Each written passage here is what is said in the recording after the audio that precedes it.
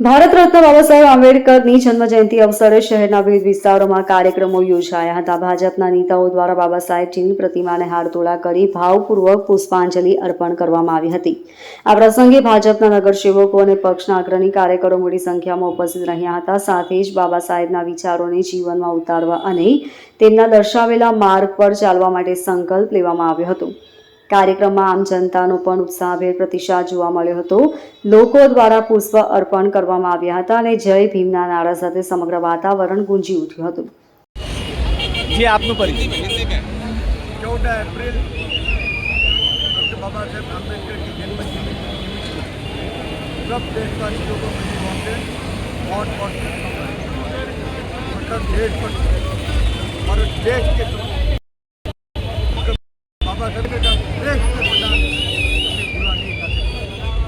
इन्होंने हमें जो कंस्टिट्यूशन दिया वो आज 70 साल के बाद भी इतना प्रस्तुत है, इतना महसूस है और आने वाला कई हाईकोर्ट और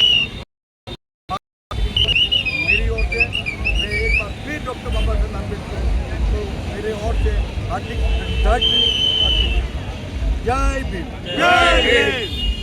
bureau report LK star news, Surat.